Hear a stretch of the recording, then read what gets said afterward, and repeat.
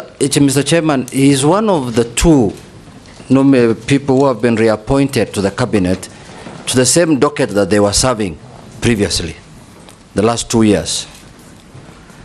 I want to ask you a question, Professor, that what do you think makes you feel that you can serve in that docket again? Because why I'm asking that question is because if you look at what happened in the last 2 months in this country, the demonstrations and the kind of thing that happened, in my view, you look like somebody who was lost.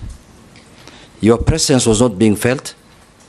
Your omnipresence was not being felt, if I may say so, because you could see abductions were happening, human rights abuses were happening, but the minister's voice was not being heard in that situation. What do you think, what makes you think that you can serve again in the same docket? But the next question is that you have also seen widely, you have been widely accused the last 2 months or the last 1 year that you've presided over human rights abuses from time you've been appointed CS till last month. Particularly what happened, for example, on 25th of July 2024, and also during the Azimio demonstrations last year. More than 75 Kenyans lost their lives. And last month also, more than 50 Kenyans lost their lives.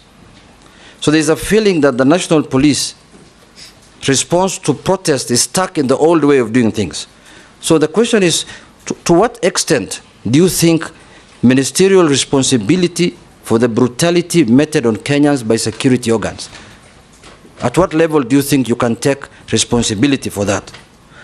What new ways are you going now to do to stop that? So my question is, in spite of all these abuses that have happened, in spite of all the problems that Kenyans have encountered, what is this new idea that you will employ this time if you are approved by this House? Because one of the things we are looking at, Professor, Chairman, is the suitability of the person to hold that office. What makes you think you are suitable in spite of all those problems that you have encountered the last 2 months? Thank you, Chair. Professor, proceed. Thank you, Mr. Speaker, sir, and honorable members. I was in office for 21 months, 623 days.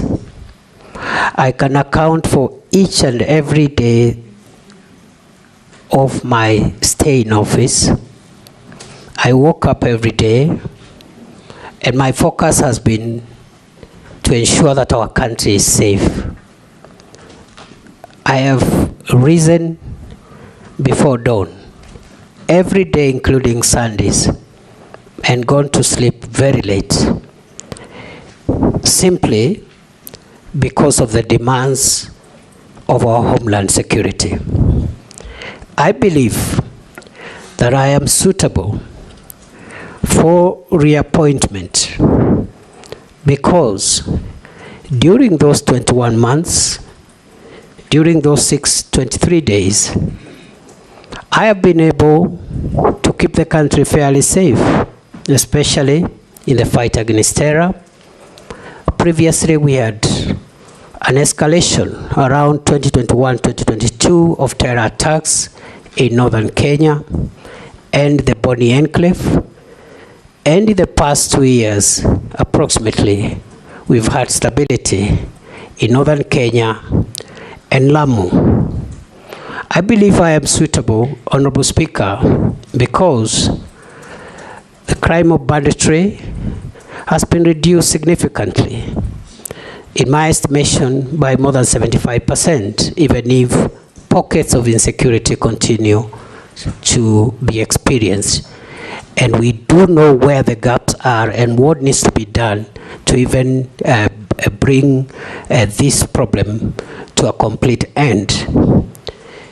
Mr. Speaker, I have visited all the 47 counties, some of the counties numerous times. I've been to Lamu 21 times in 21 months. I've been to Samburu 8 times. I've been to Baringo 13 times. I've been to many other counties. And therefore, I have not been lazy. I've been diligent. And I've conducted myself within the parameters of Article 73, which requires me to conduct myself in a manner that brings honor to the nation and dignity to the office I hold. I have worked with officers at the headquarters, but I've also sat down in numerous meetings to work with officers at regional, county, and sub-county levels to make sure that we share decision-making processes and decision implementation processes. I believe, Mr. Speaker, the question has been directed to the events of the recent weeks. And I want to respond as follows. That the reason that I didn't talk every day is because the events the Honorable Member is referring to were mainly operational issues. The work of the Minister, the Cabinet Secretary for Interior, as envisaged in Article 245 of the Constitution, is to give the organs of national security that fall under that ministry policy direction and policy guidance, and in particular because we are talking about the police. Mr. Speaker, the police is under independent command, Article 245, paragraph 2. There are only two people who can give the Inspector General of Police directives. First, the Cabinet Secretary for Interior, but only on policy issues. Number two, the the Director of Public Prosecutions in matters in investigations of criminal activities. Other than that, operational matters are handled by the command of the National Police Service, and therefore the Minister doesn't give operational directives. We have communicated the policy during my time in office, the policy of the Kenya Kwanza administration on policing, which includes zero tolerance on extrajudicial killings, zero tolerance on abuse of human rights, and restraints in the use of force. Limited only, the use of force being limited only to cases contemplated in the Constitution and the National Police Service Act and the schedule thereto in the defense of life of the officer or the life of the people of Kenya. Therefore, it is unfortunate that during a recent protest, we witnessed the death of 42 Kenyans. We also had injuries, 486 civilians and 385 police officers were injured. We had about 1,387 arrests. We had 54 police cars destroyed and 110 motor vehicles belonging to the people of Kenya also destroyed in those protests. And therefore, I want to submit as follows: that the operational responsibility of policing lies with the command of the National Police Service.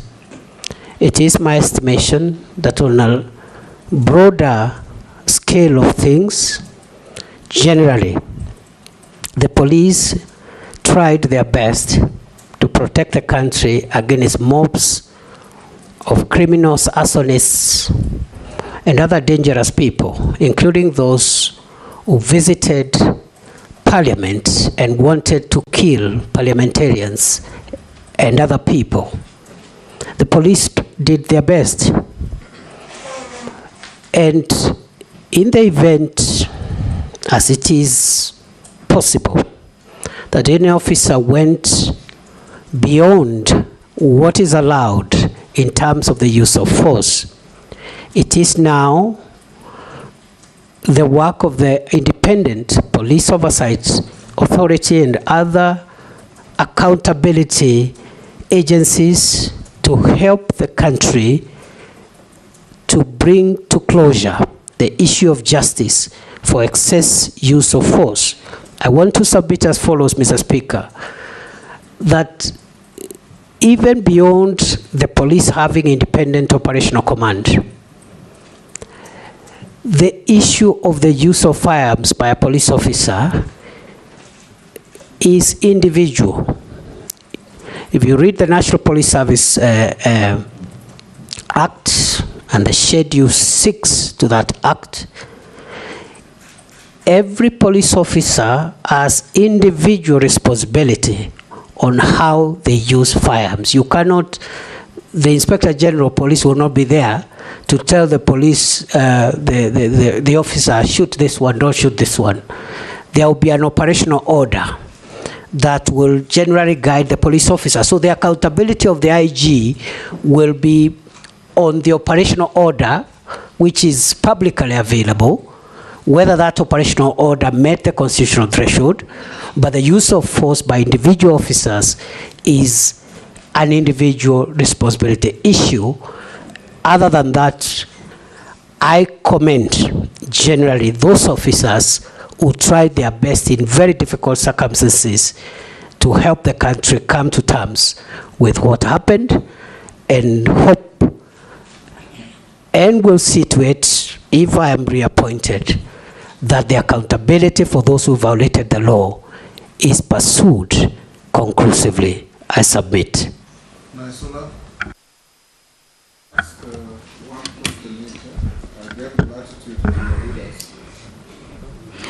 Thank you, Mr. Speaker. This question will just require yes or no.